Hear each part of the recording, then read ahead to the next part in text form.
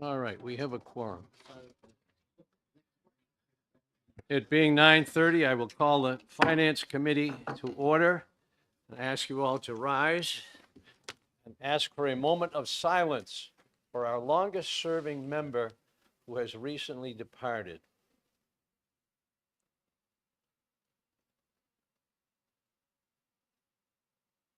Thank you. We're all saddened by the departure of Sharon Nordgren, who's been on this committee, I believe, 28 years, something like that.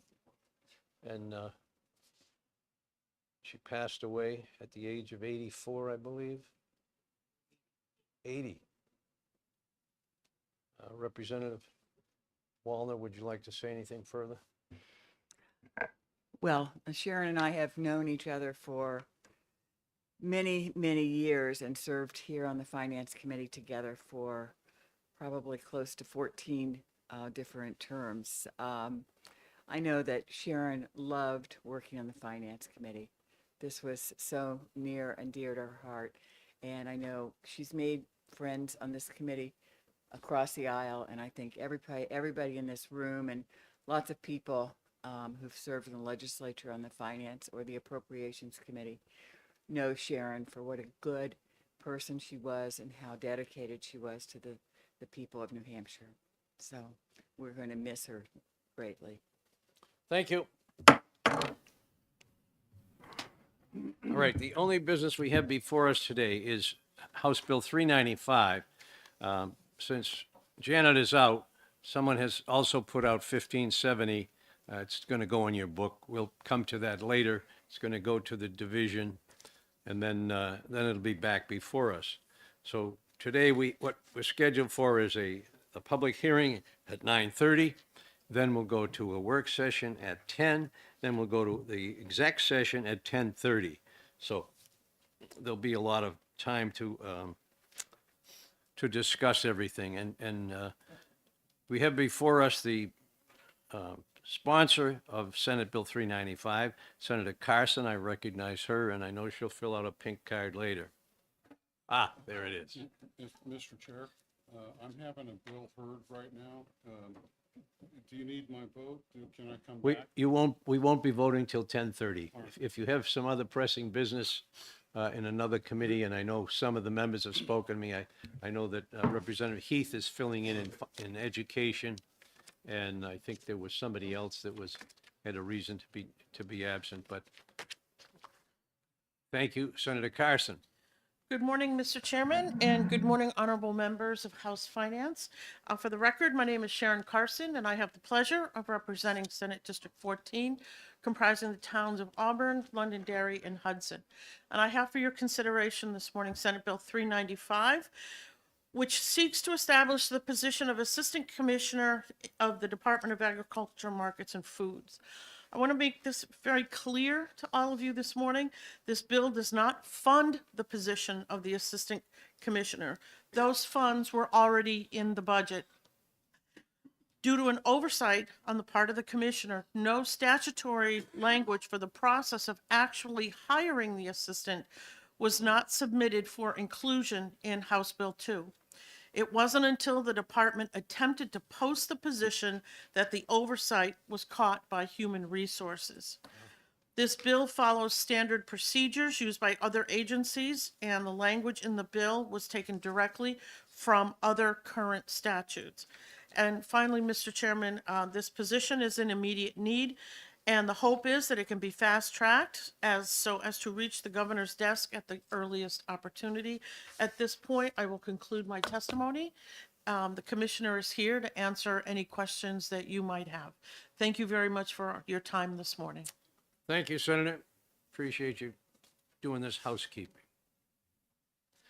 And now we'll introduce someone known to us all, Commissioner Sean Jasper, Commissioner of Agriculture. Good morning, Commissioner.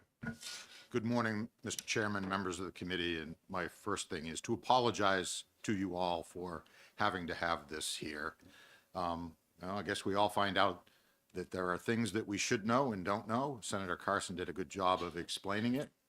One good thing has come out of this. The Form 79D has been changed to make sure that there is now a notation relative to statutory language on it, because nobody caught it through the process. I'd never gone through this myself. And, you know, while I could say somebody else should have caught it, the buck stops here. And so I am responsible for the oversight, but I ask that you continue to fast track this as you see the Senate has, because we would like to hire. We've got a lot of things and a lot of grants going on right now, and the help is very, very much needed. And so I apologize and thank you for your consideration. I'm glad to answer any questions. Thank you. Questions for the commissioner?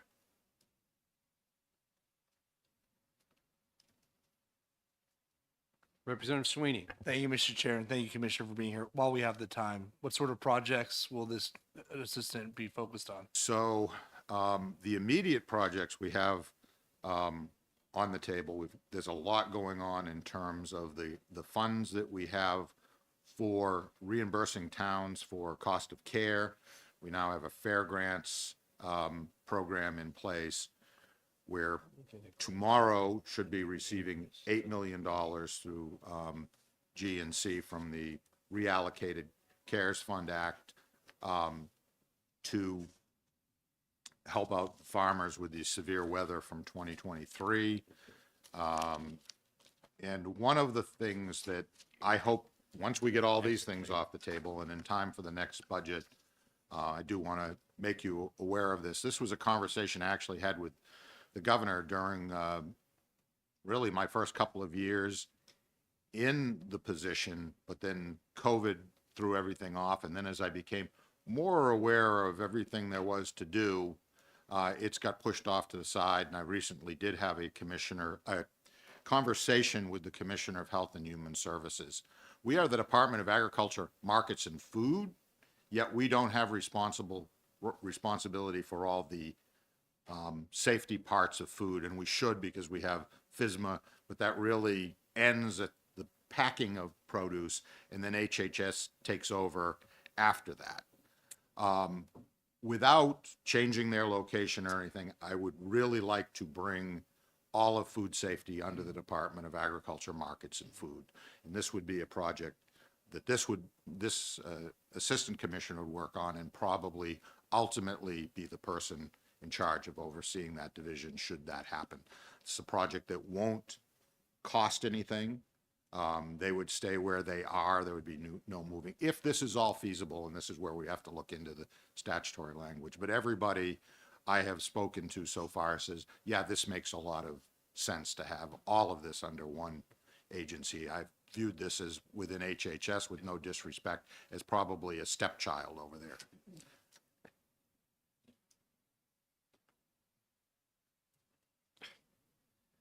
Okay. Representative Cambrils for a question. Thank you, Mr. Chair. and Thank you, Mr. Commissioner. Will you be looking outside to fill this position, or do you think you may have qualified candidates within the department? So I do have someone who I hope will apply. Of course, this will be open internally, and we'll see who else comes out to apply for it. But at the moment, there is somebody I think who is very well qualified to take on this position and has expressed an interest. Further questions from committee members? Representative Erf. Thank you, Mr. Chair, and thank you for taking my question. Why is it that an assistant commissioner level position is required rather than something like already in the department, as you just indicated you have? Well, technically, you already have a deputy, but that's the state veterinarian. And there's just, it's relative to line of authority. Now, again, this is in the budget. In talking about what the appropriate title would be, this seemed to be the appropriate title, given there's a deputy who would remain a deputy. But there is with the 6 other divisions that we have, and the thought of perhaps bringing in the other, I do think it's an appropriate level and did give a lot of thought to that, but I don't know what else to say on that, but. Thank you. Representative Hull for a question. Good morning. Thank you for attending. Part two of this bill talks about the salary relative to 94-1-A. Did they, oh, it is GG. I was looking for the salary level. It's GG. Okay, thank you. Do you know what step it would be? I don't, and that would depend on who applied. I know we do have a budget within that off the top of my head. I don't remember what it is. Frankly, if the person who applies, who I think it would just have to be careful to make sure that there was at least a slight increase in, from what that individual is making as a director right now. Okay, thank you.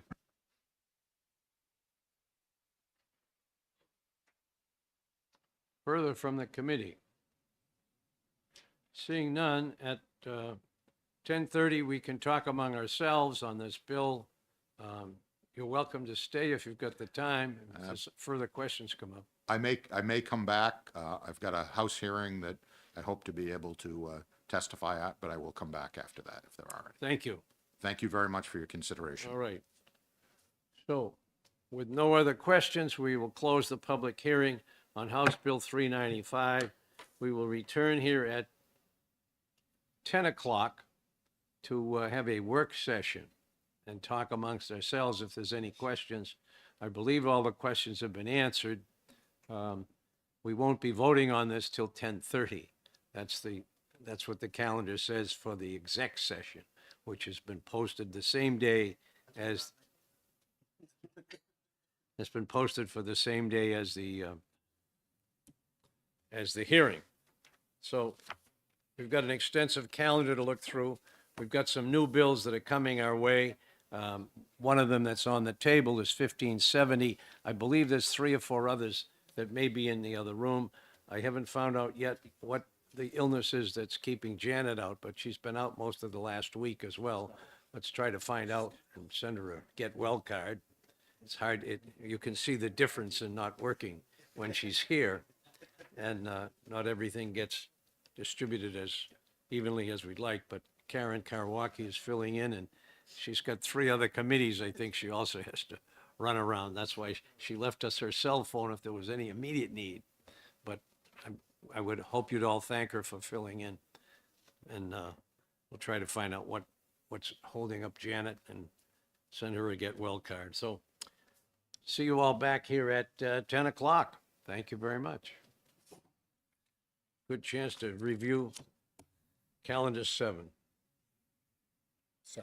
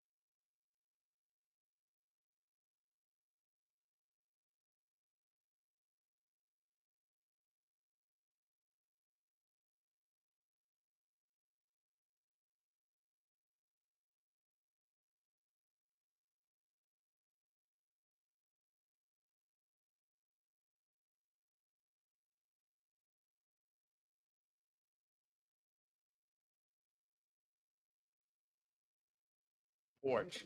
I mean, All right. that's what rich people do. Okay. We'll call our 10 o'clock work session on House Bill 395 and whatever else we want to discuss. One of the reasons that we have 1570 on the desk before us is I'm looking at the scheduling that was done perhaps by someone other than Janet, and it looked like they had scheduled 1560 again, which has already been tabled. There's no need for us to have any hearings on it.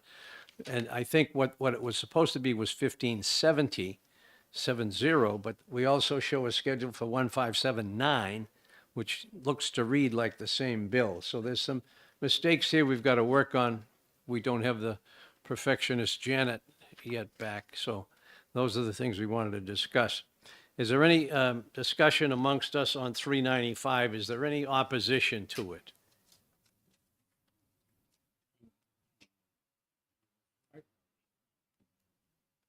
Mr. Chair, Yes. I missed the discussion, but I had talked to Senator Carson before the hearing. Yep. And just as a matter of how we do manpower, I don't like the way this is getting done. I've not seen a manpower analysis to justify it. I guess Commissioner Jasper talked about that while I was not here. But I really am not comfortable adding expensive, very senior people to the state government Well, without a he- clear justification. he'll be back again, and we can hopefully have that discussion when he comes. The information I received seemed to be that this had been discussed at the governor's level, then it had been discussed at the budget level, and I think Dan doesn't remember that much in going, or Peter, and It was discussed. Yeah, thank you, Mr. Chairman. It was discussed and accepted in our division. Yeah, at the okay. time, you know. So I had asked Representative McGuire before the meeting if he recalled it, and he didn't. If Representative Leishman recalls it being discussed in Division 1 and approved, then I'll withdraw my concern. okay, thank you. Any other opposition that we ought to discuss with the commissioner?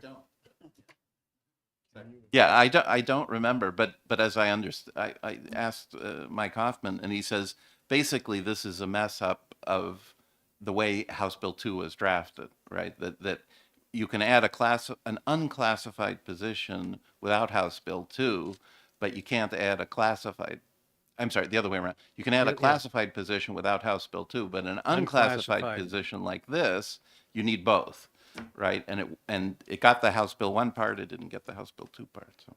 Okay. Any other concerns among the members? If everybody's ready, we'll vote at 10:30, and perhaps the commissioner will be back prior to that, and we can have any discussion with him if anybody has any concerns about passing this. Obviously, they feel on the Senate side, and if we did anything else with this, we'd have to go back to a committee of conference if we did anything other than just pass it clean, and I don't know as we're ready to do a committee of conference. It came out of the Senate, I think, unanimous, and I don't have the record, though, but I'm assuming that from what Senator Carson said. So, Mr. Chairman, yes.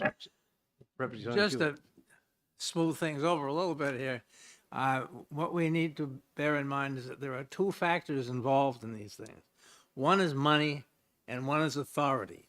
Yes. And what happened was somehow or other the thing got messed around, and they created the money in the appropriation, but they forgot to give the person who was getting paid the money the authority to perform the duties that were previously performed by somebody else who changed title to become a veterinarian.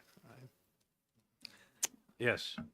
So basically, this is providing the authority, not the money.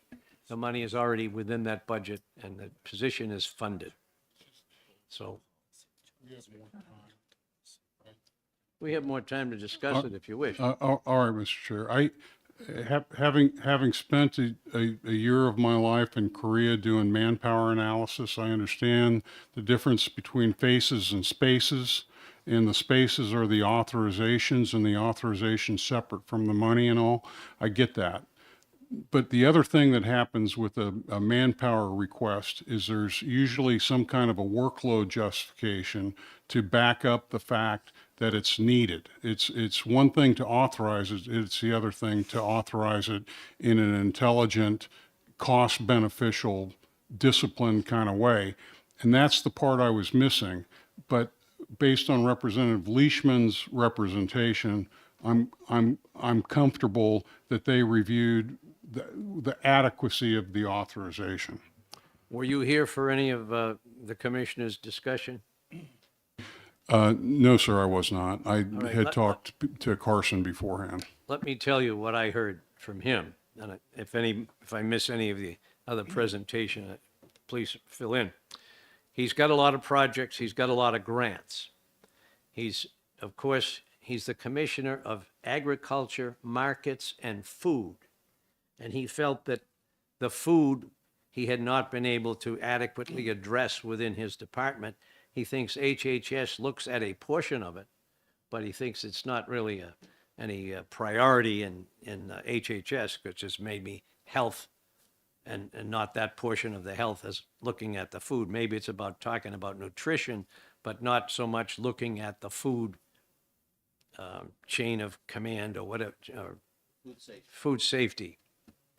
He didn't think that was probably emphasized as much in that department as he would like to, seeing it's a major portion. It's the only place really in the state government where it talks about somebody being responsible for food.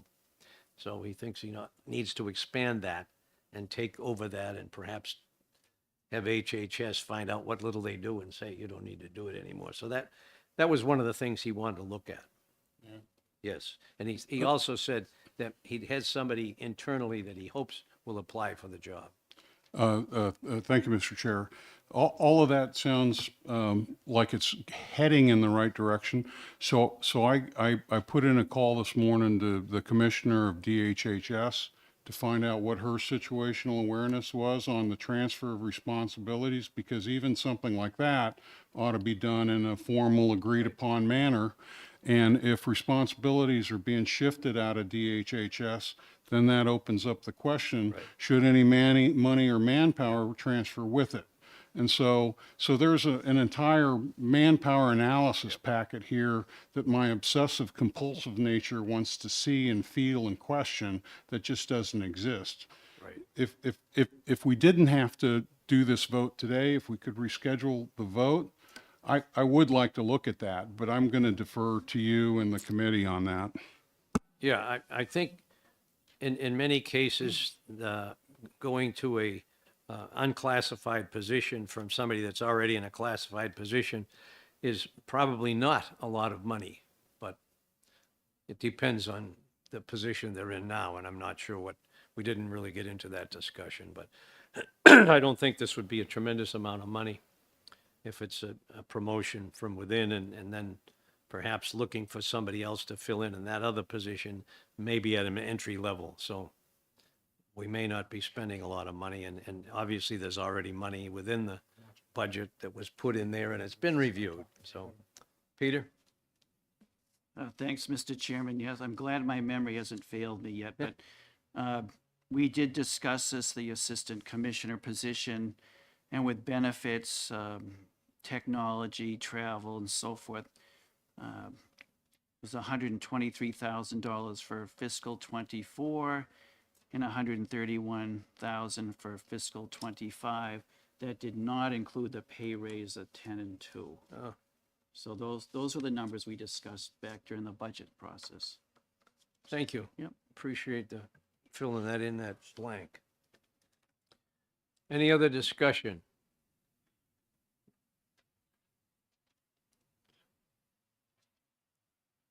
Dan?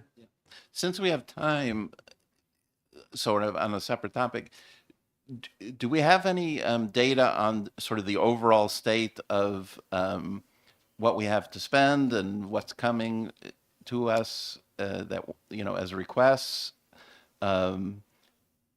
Because I'm wondering, the last numbers I heard were that, you know, requested spending is here and our resources are down here, and it's like 10 to 1. So I'm wondering if, do we know the more current state of? Perhaps Mike can fill us in. I know the LBA is paying attention to this. Yes, Mike Kane is working on a complete list of all bills with appropriation, both in the Senate and the House. And he should have that very soon. And it's a little bit of a moving picture as, you know, the weeks go by and things are changed on the floor. But he would have that. He could also provide maybe a snapshot of the general and education trust fund status as of close to now. Yep. And I did get a note from somebody, I think it was 1666, had gone through a committee and they had removed the money and with an amendment, but it still has an FN. So we'll have to watch for those and see what happens. On the list I saw on the wall now, there's about 14, including this one, and including 1560. And I probably said earlier that the reason why we have this bill before us, 1570, is because there was some confusion on the wall. They still showed 1560 as coming before us and having to be a hearing again. We don't need to do that because it's already been tabled and heard. But 1579 was listed, but it appears to be the substance of 1570 rather than 15. So there are some problems I've got to work out in the absence of Janet. I'll be working on those today. Another thing that I was discussing with Representative Emmerich on scheduling, they discourage scheduling for the following week. We won't have a session. We've been told that. It's looked at as education, or I mean as the school education vacation. I'm told that some of the Division I people are going to be out anyway during that week, and perhaps some of the rest of you are. So I will not schedule anything for that week.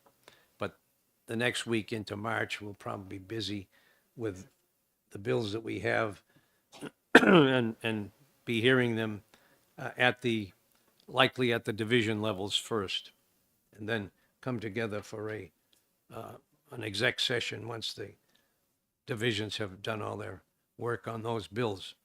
So that's what you'll be looking for, a busy week, the first week in March. Nothing else this week, and probably nothing.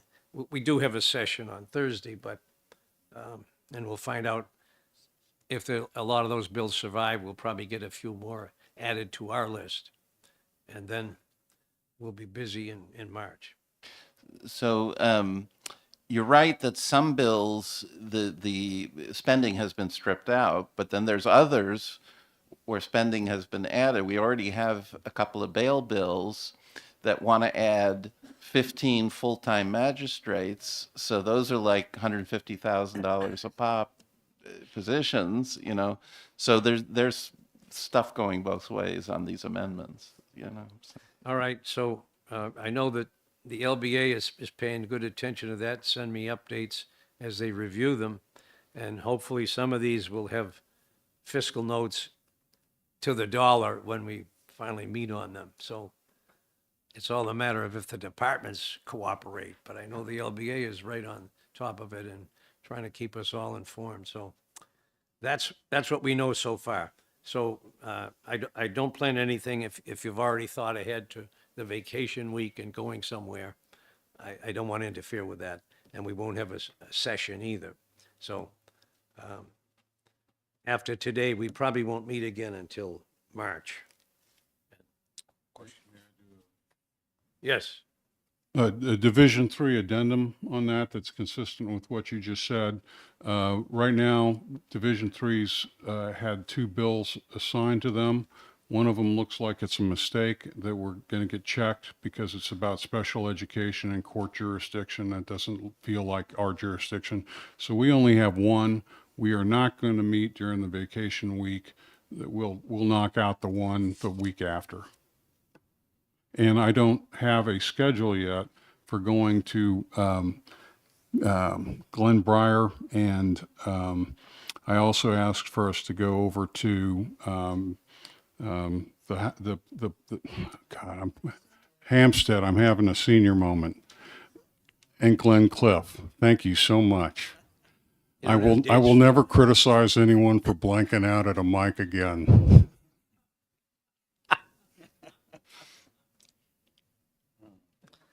Okay, so we've tentatively scheduled Division 2 for Tuesday, the 5th, probably about 10:30, because it's also a day we meet with chairs and vice chairs in the 9:15 to 10:30 slot. Division 1 probably will meet on 10 o'clock on Wednesday, the 6th, tentatively. And Division 3, whenever maybe you'll see more bills this calendar and feel like fitting something in, but if you've only got that one. It's just the one now. Yeah. So we'll see what happens this Thursday, and maybe we'll talk again on that. But that's some of the tentative stuff so far. We've got a few more minutes. Anything else we want to discuss? And then 10:30, we will vote.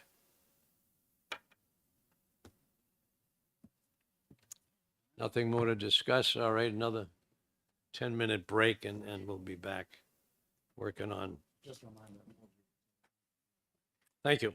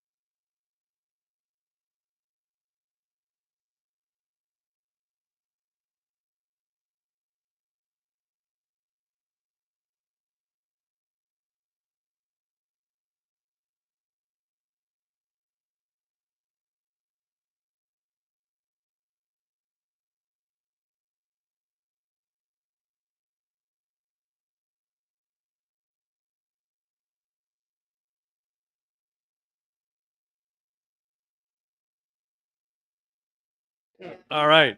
I think if we get in our seats, we'll be ready to have our exec session.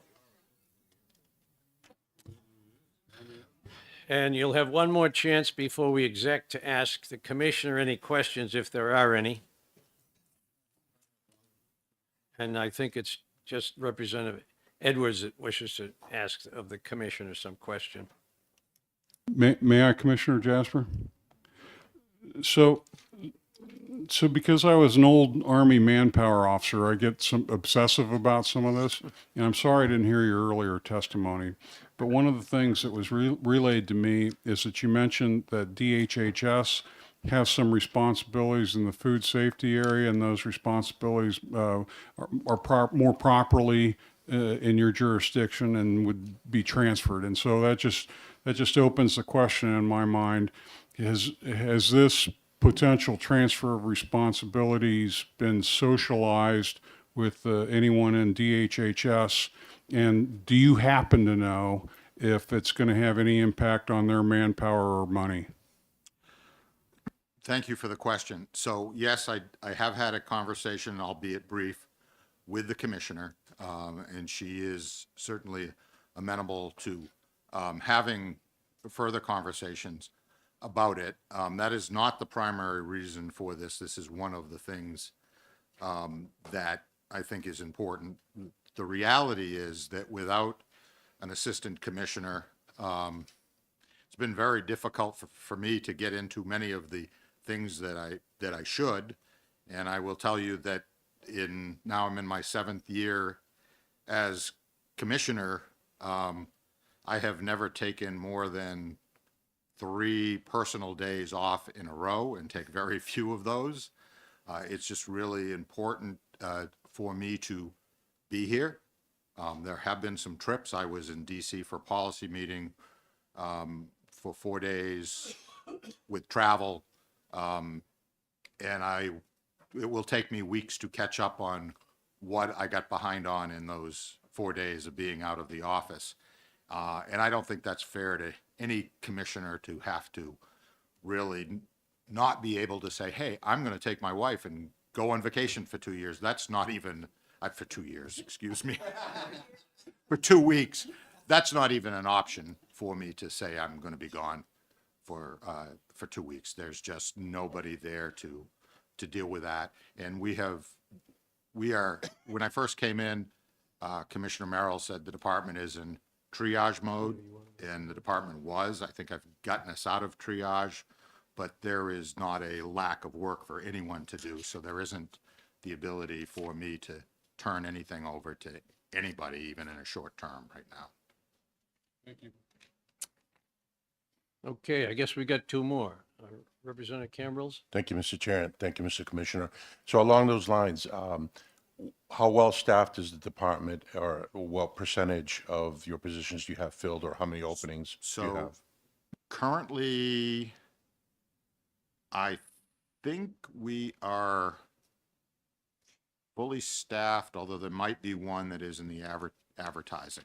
And when I came in, we had 32 filled full-time positions with 6 vacancies, and we've stayed pretty much in the last 2 years pretty near full staffing. Thank you. Representative Popovici Miller.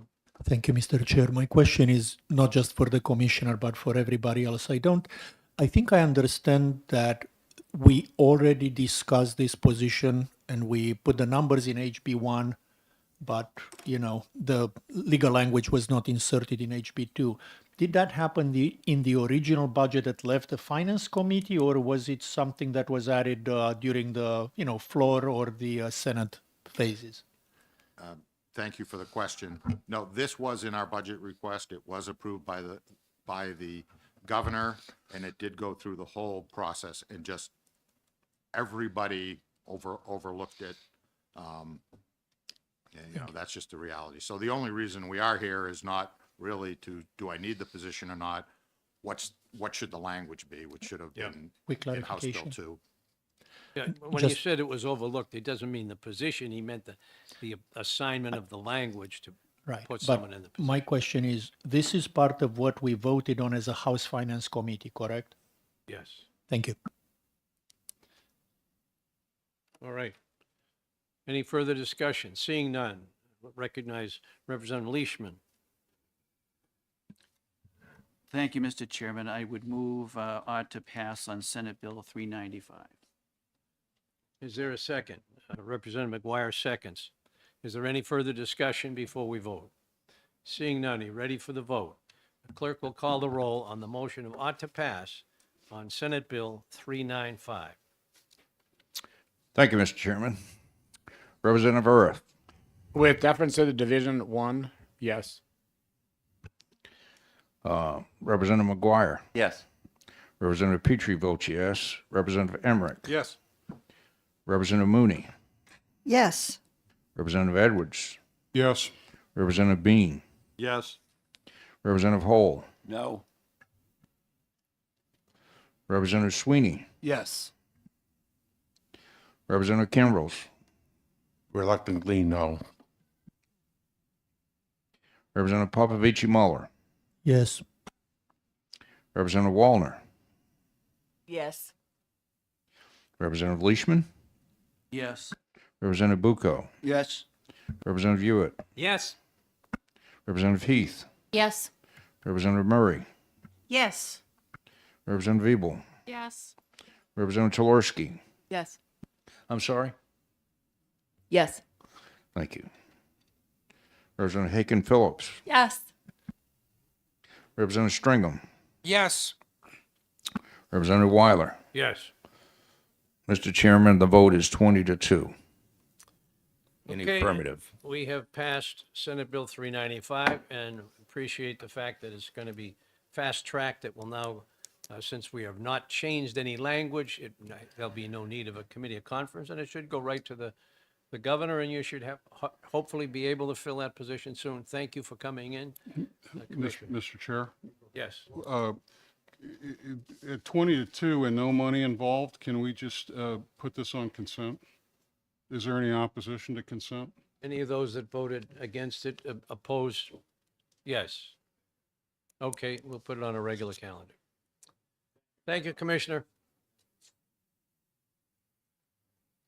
Minority report, no?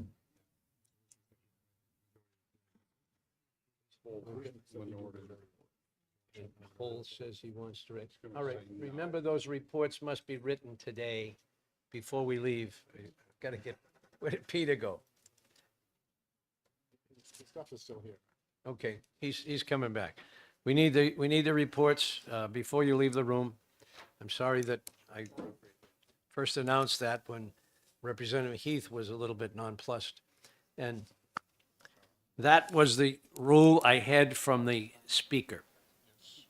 The speaker told us very seriously at the last chair-vice chair meeting that he didn't want anybody to leave the room before the report was written, and I'm sorry that I caught people by surprise. Representative Leishman, as you know, the speaker says nobody leaves the room till the report is written. Okay. Thank you all, and I'll see you all Thursday. And Mary has to go back to education. Are you having fun? Who should I leave this with? Leave it on Janet's desk? We'll put it on the desk and hope that